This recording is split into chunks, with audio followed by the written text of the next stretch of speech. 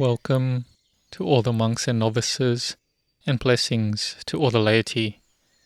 It has been 2,599 years since the Buddha has expounded the Dhammacakkappavattana Sutta, and before giving this sutta, turning the wheel of Dhamma, the Buddha had attained enlightenment on the 15th day of the 6th lunar month 2,599 years ago.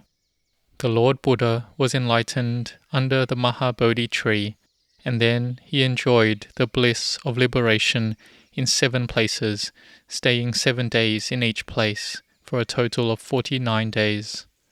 While the Buddha was enjoying the bliss of liberation, he received the highest peacefulness. And so the Buddha exclaimed that all phenomena have causes for them to arise, and that the Buddha understands all of those causes. The Buddha said that this peacefulness has great and profound value. The Buddha went over how he attained enlightenment, going back and forth through the Dhamma we call paticca samuppada, the dependent co-arising of phenomena. And after enjoying the bliss of liberation, the Buddha then travelled to teach the Pancavaggiya, the 5 ascetics, in the Isipatana deer park. And there is a question of why, if the Buddha could perform psychic miracles, he possessed special abilities and could have flown there, then why did he have to walk? Here we can see into the practice of the Buddha. He didn't do things that were excessively supernatural. He just lived his life in a simple way, as normal, walking there. And this contains many meanings. There would be those that would see the Buddha and have faith arise. This could be devas, divine beings as well. Or it would be a cause for something later in the future, because seeing a samana, a renunciant, is the highest blessing. By just seeing the Buddha, they may raise their hands in anjali. They may just rejoice and feel joyous because they saw the Buddha's bright and radiant features. So the people seeing the Buddha may have been joyous and smiled, and this is merit already. So the Buddha walked, and then he met Upaka, the Ajivika, who was a naked ascetic. The ascetic Upaka asked the Buddha who was his teacher, whose teachings did he follow. The Buddha said that he was the teacher, that he had no teacher. He was a venerable Abhipu. This meant that the Buddha fully knew for himself that he was rightly self-awakened. The ascetic Upaka saw the radiance, the aura and the brightness of the Buddha, and he gained faith. He said that the Buddha was an Anantajina. He was one who had conquered. And Upaka shook his head.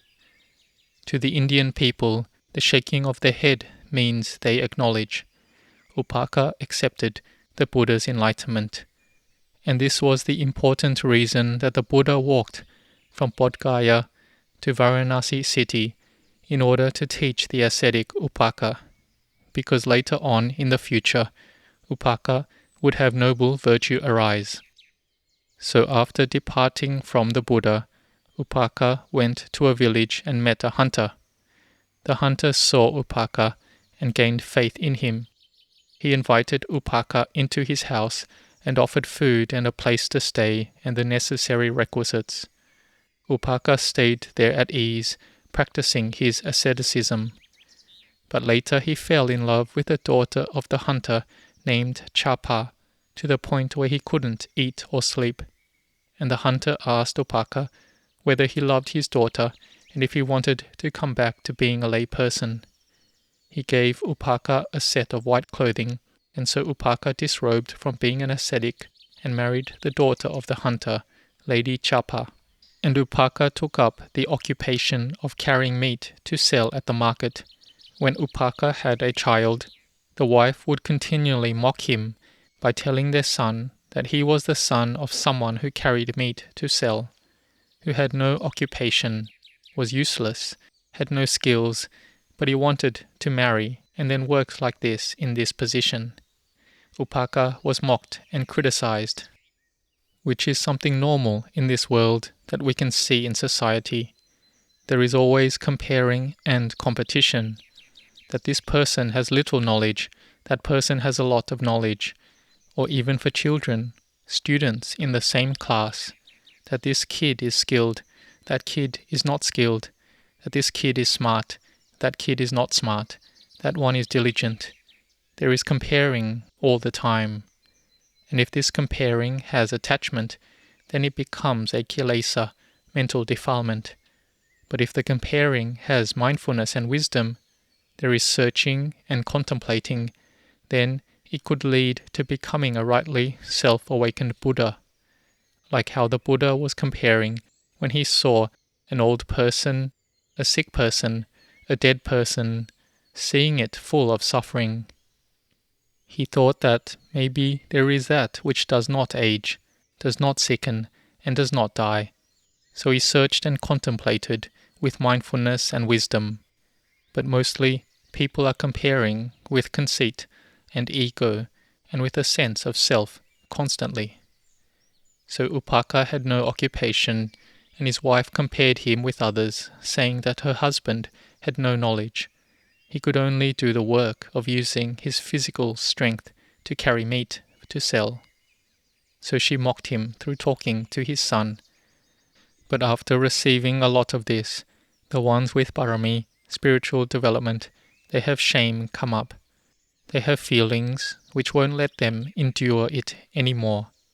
So here Upaka had the thought of running away from his wife to go pay respects to the Buddha.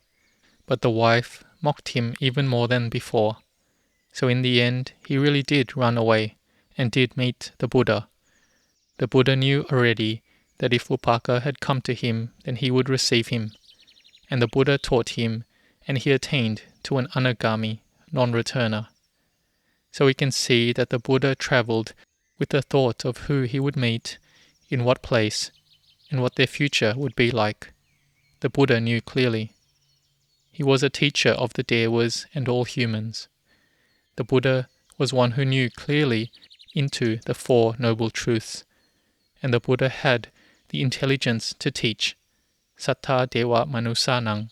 He was a teacher of all the devas and humans. He knew how to teach them at the appropriate time, like when the Buddha travelled and met Upaka, and later would teach him to become an anagami. So the Buddha consistently did not show psychic miracles, because if he did, then his disciples would see the Buddha doing that and would do it as well, and it would become that people would be attached to miracles and psychic abilities, and then they wouldn't be interested in Dhamma, because the Dhamma is more important. The Buddha taught that whether it is miracles, psychic abilities, or knowing the minds of others, it can help to spread the Buddha Sasana, but the important thing is the miracle of Dhamma. The miracle of the Dhamma is the teaching of the Dhamma, and having people understand and see that Dhamma. This is more important. This is called Anusasani Patihariya.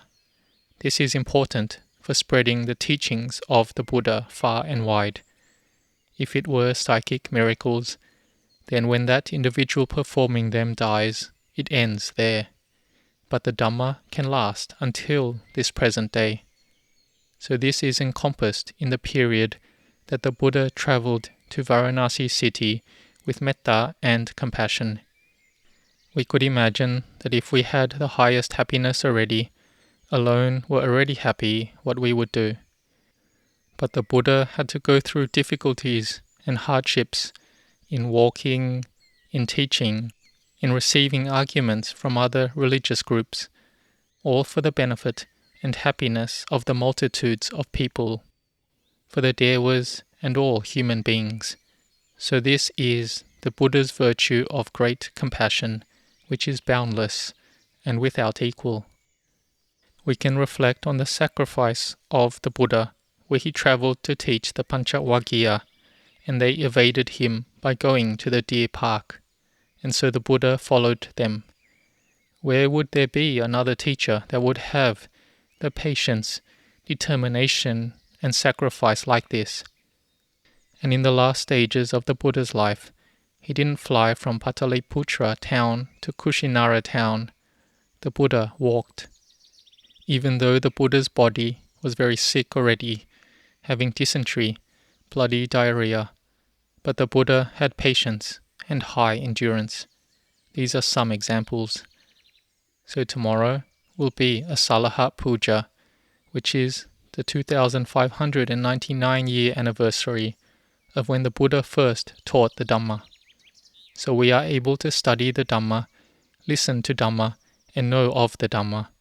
And through learning and practicing Dhamma, we can see the Dhamma in this present era. It isn't just for the past.